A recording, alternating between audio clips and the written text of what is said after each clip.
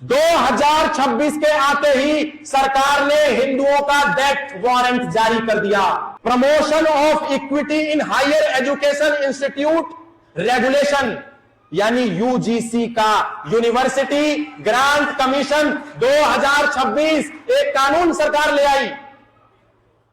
गौ हत्या पर सरकार कोई कानून नहीं लाई, धर्मांतर पर सरकार कोई कानून नहीं लाई, समान नागरिक संहिता पर सरकार कोई कानून नहीं लाई, मंदिर मुक्ति अभियान पर सरकार कोई कानून नहीं लाई, धर्मांतर पर सरकार कोई कानून नहीं लाई, लव जिहाद पर सरकार कोई कानून नहीं लाई, चंगाई सभा लगाने वाले पोप और पादरियों के खिलाफ सरकार कोई कानून नहीं लाई। सरकार कानून लाई हिंदुओं को टुकड़े टुकड़ों में विभाजित करने के लिए। और ये यूजीसी का 2026 का एक्ट वही है। पहले एक कानून था एससी एसटी एक्ट, जो हिंदुओं में और एससी एसटी समुदाय में, एससी एसटी जो हिंदू ही है, हिंदू से अलग नहीं है, लेकिन हिंदुओं को अलग करने के लिए एससी एसटी से एक कानून बना दिया।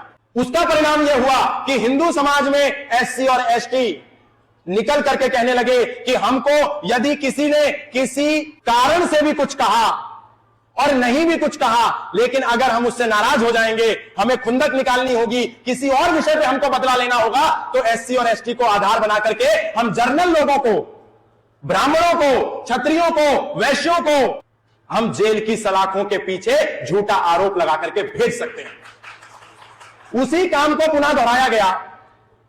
एससी एसटी और ओबीसी को हिंदुओं से अलग खड़ा करके उसके विरोध में खड़ा कर दिया। यानी अब किसी भी विश्वविद्यालय में, किसी भी इंस्टीट्यूट में भाई साहब कह रहे हैं एससी एसटी के लोग बैठे हैं, तो क्या एससी एसटी के लोग हिंदू नहीं है क्या? अरे एससी एसटी के लोग तो ज्यादा हिंदू हैं, क्योंकि जब जब हिंदुओं पर आंच आई तो एससी एसटी ने बचाया।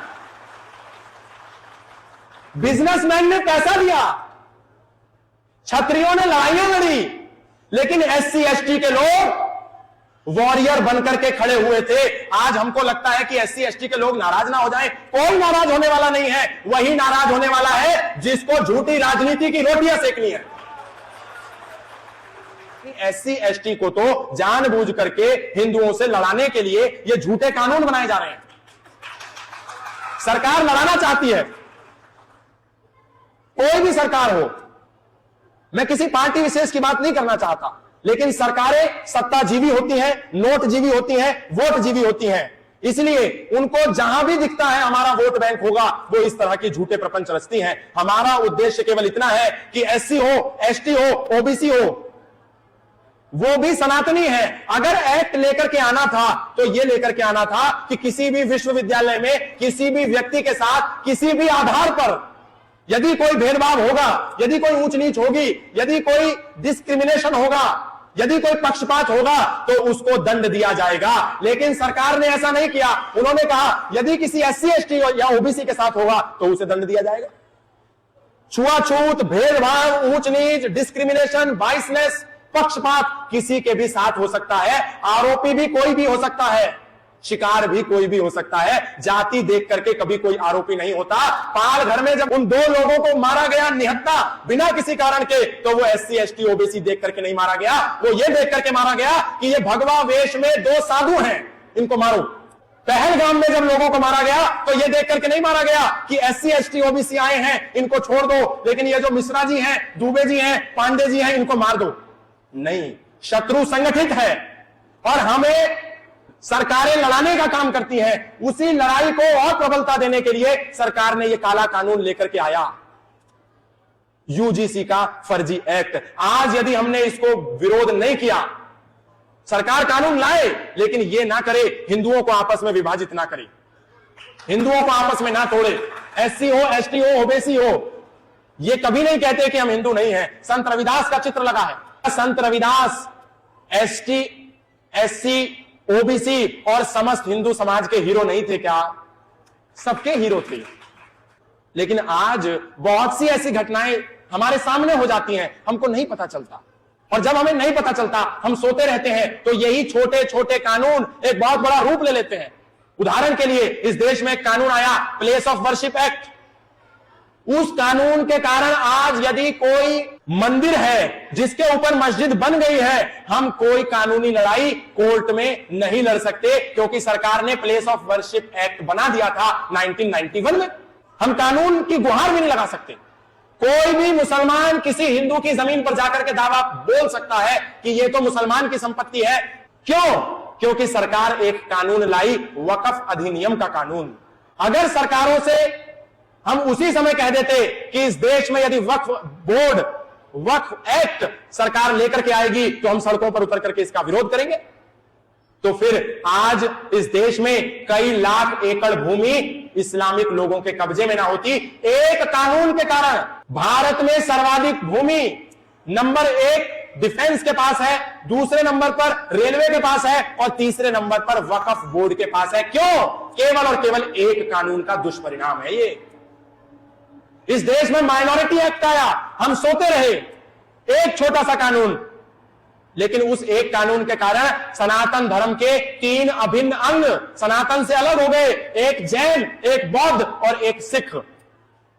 जैन, बौद्ध और सिख अलग नहीं है, सनातन धर्मी ही है, सनातनी ही है। लेकिन एक कानून माइनॉरिटी एक्ट के कारण ये तीनों सनातन के अभिन्न अंग माइनॉरिटी में चले गए, हम सोते रहे। एक कानून इस देश में आया, इंडियन पुलिस एक्ट, आज भी है। उस कानून के तहत एक पुलिस वाला बिना किसी कारण के एक निहत्थे व्यक्ति को डंडे से पीट सकता है, लेकिन वो व्यक्ति राइट टू डिफेंस नहीं कर सकता। पुलिस को एक कानून के कारण राइट टू ऑफेंस तो है, पर एक आम नागरिक को बिना किसी गलती के यदि उसको पीटा जा रहा है तो राइट टू डिफेंस नहीं है। एक कानून आया, रॉलेट एक्ट, उस कानून के तहत हिंदू समाज के लोगों की जमीन, किसानों की जमीन सरकार ने बिना किसी नोटिस के कब्जे में ले ली। एक छोटा सा कानून। एक कानून आया, इंडियन एजुकेशन एक्ट 1835, हिंदू समाज सोता रहा। एक कानून के तहत भारत के जितने गुरुकुल थे, जितने शिक्षा व्यवस्था के भारतीय शिक्षा के संस्थान थे, एक इंडियन एजुकेशन का एक्ट के तहत उन सारे भारतीय शिक्षा व्यवस्था के केंद्रों को अवैध घोषित करके उनको बंद कर दिया गया और उनके स्थान पर वैकल्पिक रूप में मिशनरी स्कूलों की स्थापना कर दी गई। एक छोटा सा कानून। यानी हमको क्या चाहिए? मां अपने बच्चे को तब तक दूध नहीं पिलाती जब तक बच्चा रोता नहीं है।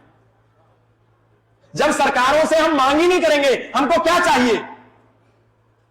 तो सरकारों से जो मांग करेगा, जैसी मांग करेगा, सरकारें उसको वैसा ही देंगी। जो हम डिमांड करेंगे वो सरकार देगी, लेकिन डिमांड तो करें।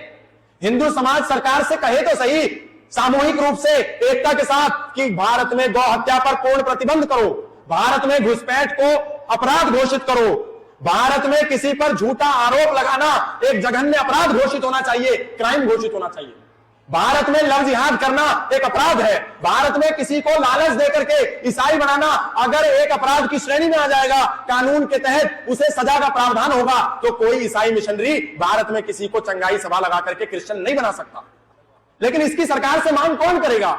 हिंदू समाज को करनी पड़ेगी। तो हमको मुखर होकर के, एकजुट होकर के, संगठित होकर के मांग करनी चाहिए कि हिंदू हिंदू, भाई भाई, जातिवाद की खत्म लड़ाई। सरकार मंच पर आकर के ना कहे वोट के लिए कि बटेंगे तो कटेंगे, लेकिन जब कानून बनाने की बात आए तो कह दे एससी अलग है, एसटी अलग है, ओबीसी अलग है।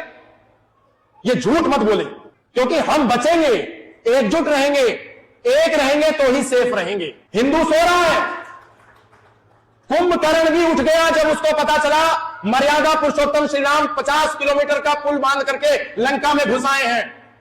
6 महीने सोने वाला कुंभकर्ण जागा और मर्यादा पुरुषोत्तम श्री राम से लड़ रहा, रावण के साथ खड़ा हुआ, लेकिन हिंदुओं के छाती पर हिंदुओं के मौत का पर्चा जारी हो गया। हिंदू सो रहा है।